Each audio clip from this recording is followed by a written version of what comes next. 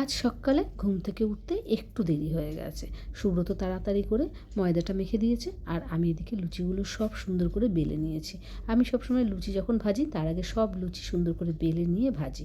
অন্যদিকে তরকারি বসিয়ে দিয়েছি, এবার লুচিগুলো বেলে নিয়েছি, তেল গরম বসিয়েছি, লুচিগুলো ভেজে নেব। তার আগে দেখাই, আজকে হবে হচ্ছিল চিকেন, সেটাকেও ধুয়ে ফেলেছি, পেঁয়াজও সুন্দর করে ছালিয়ে ধুয়ে রেখেছি, এগুলো পরে কাটবো। আগে সকালের টিফিনটা সবাইকে করে দেবো।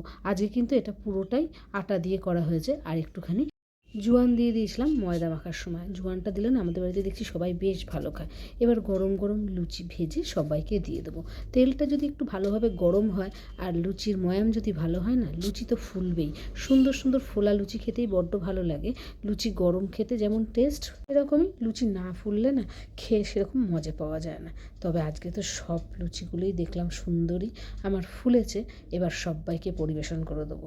আজ একটু দেরি হয়ে গেছে, তাই সকালের সব কাজ করতেই দেরি হচ্ছে আজকে আমার।